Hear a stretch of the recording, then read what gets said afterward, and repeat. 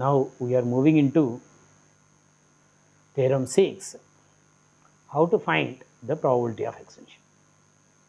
We conclude Q is the probability of extension for the continuous time branching process. So here in this theorem we are giving the probability of extension Q is the smallest non-negative root of the equation U of S equal to 0. Hence Q is equal to 1 if and only if Q dash is less than or equal to 0. So whenever Q dash of 1 is less than or equal to 0, then the probability of extension will be sure, the probability will be 1. Extension event will be sure, the probability of extension will be 1. Now we give the proof of probability of extension. In the earlier theorem we have concluded Q satisfies psi of T naught comma S is equal to S.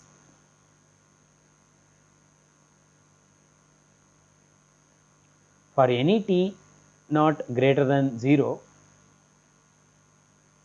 we have this relation we have in the theorem 4. The theorem 4 discuss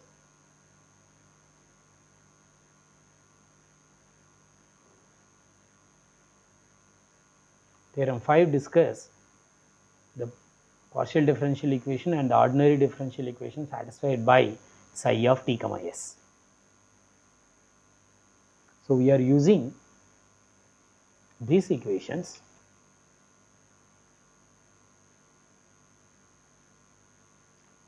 to find the probability of extension. So here by using theorem 5, psi of V plus H comma S minus psi of V comma S divided by H will be U of psi of V comma S plus order of H by H. You know that this will be tends to 0 as a H tends to 0. If S equal to Q, because Q is the probability of extension is the smallest non-negative root of the equation psi of T naught comma S equal to S. Therefore, if you substitute S is equal to Q here, then the above equation becomes the left hand side becomes 0. When you put S is equal to Q here, then the psi of V comma Q will be Q. Therefore, this will be U of Q plus order of H divided by H. By substituting S equal to Q in this above equation, the left hand side becomes 0. The right hand side first term psi of V comma Q will be Q. Therefore, it will be U of Q plus order of H divided by H. For any H greater than 0, it will be 0 is equal to U of Q plus order of H divided by H. As H tends to 0 plus, you will get a U of Q will be 0. Therefore, in the earlier theorem we have concluded the probability of extension will be psi of T naught comma S equal to 0. The Q will be the probability of extension is the smallest non-negative root of the equation. But here by using this we concluded U of Q is equal to 0.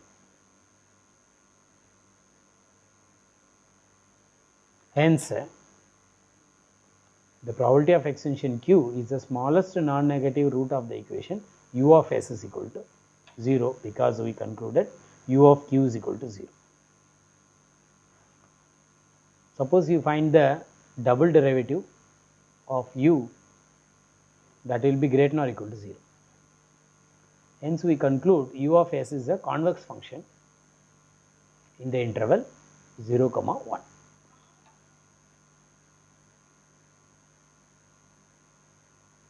As U of 1 equal to 0 and U of 0 is equal to A naught, which is greater than 0, US may have at most 1 0 in the interval 0, 1. The way we defined U of S, U of S is summation AK S power K.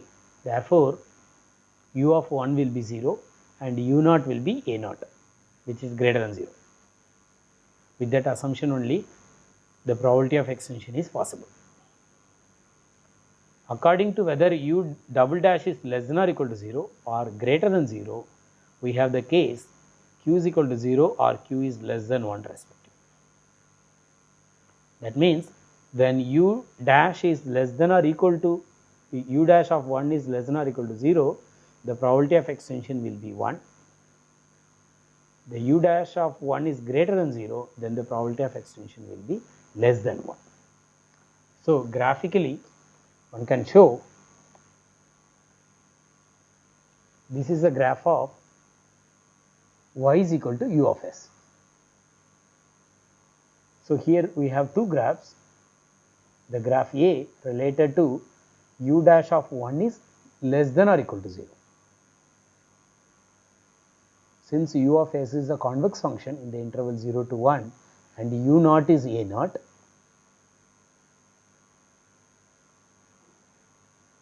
u1 will be 0. So, this is the graphical representation of y is equal to u of s when the case u dash of 1 is less than or equal to 0. The case 2, when u dash of 1 is greater than 0, the y is equal to u of s will cut the x axis at some point which is less than 1, because u naught is a naught, u1 is equal to 0 and u of s is a convex function. U dash of 1 is greater than 0, the u of s will cut in the x axis before 1. Hence, the probability of extension when u dash of 1 is less than or equal to 0, that will be 1, and the probability of extension when u dash of 1 is greater than 0, it will be less than 1. Note that expectation of z naught, expectation of z of t naught is equal to expectation of y if and only if u dash of 1 is strictly greater than 0.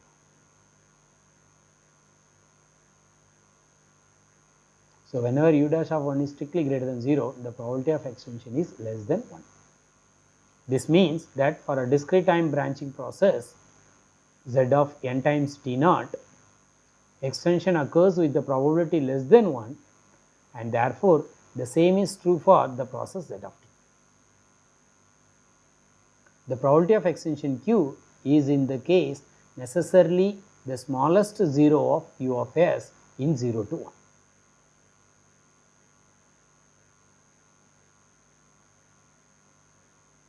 In a similar manner, we conclude that if u dash of 1 is less than or equal to 0, q must be equal to 1. In either case, q is the smallest non-negative root of u of s equal to 0. So, hence, the probability of extension q is the smallest non-negative root of the equation u of s equal to 0 when q is equal to, when u dash of 1 is less than or equal to 0, the probability of extension will be 1.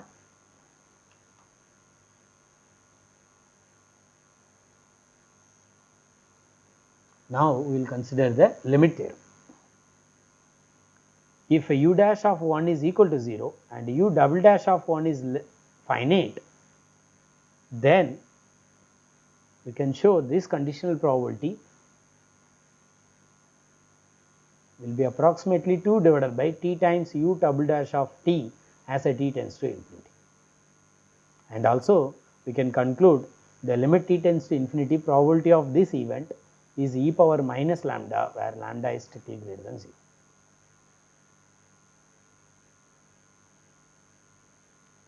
When u dash of 1 is strictly greater than 0 and u double dash of 1 is a finite, then the z of t divided by e power t times u dash of 1 has a limit distribution as a t tends to infinity. Without proof, we are stating this limit theorem.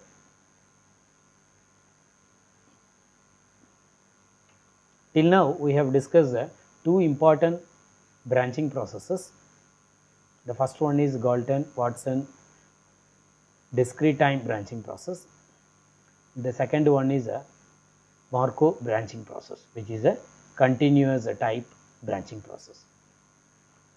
Now we are going to discuss some more or some other important branching processes.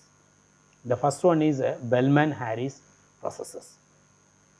Consider a classical branching processes in which the progeny are born at the moment of parent's death. Let Zd be the number of particles alive at time t. The distribution of a particle lifetime tau is an arbitrary non-negative random variable. The resulting process is called the age dependent or Bellman-Harris process. So, in the Markov branching process, the random variable tau, which is a exponential distribution, but here it is a arbitrary non-negative random variable. Then the resulting process is a age dependent or Bellman-Harris process. So, when tau becomes exponential distribution, then age dependent Bellman-Harris process becomes Markov branching process. Assume that all particles reproduce and die independently of each other. The similar assumption we have taken care in the discrete type as well as continuous type branching processes. This model generalizes the birth-death process in two respects. The first, the lifespan of individual particles need not have the exponential distribution, and second, more than one particle can born. Because of these two aspects, this model generalizes the birth-death process. The process Z of t is not a Markov process, and its analysis is usually done by using renewal theory. We have discussed renewal processes in module 8. Now we discuss the Bellman-Harris processes with a disaster.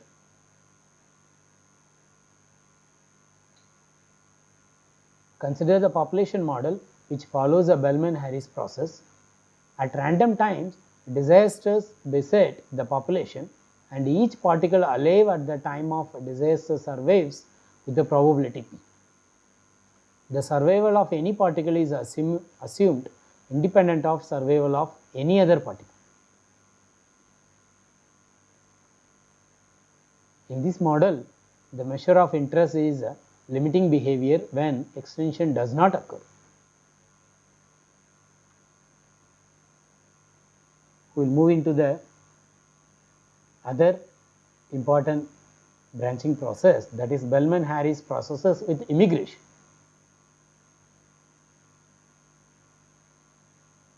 In addition to the Bellman-Harris process, we allow a sudden appearance into the system of newly born particles called immigrants. Immigrants are assumed to arrive in a group of various sizes with the probability of n immigrants in a group immigrating at time t given by Pn of t. Once these particles arrive, they reproduce and die according to the Bellman-Harris process. In this model, measures of interest are the mean of Z of t, the limiting distribution, and the asymptotic behavior of Z of t. This process is widely used to describe growth and decay of biological populations. We are not discussing in detail of a Bellman-Harris process in this lecture.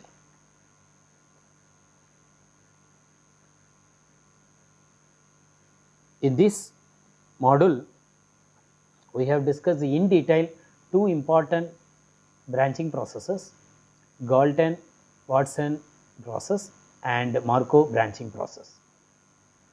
We have briefed Bellman-Harris process with disaster and with immigration.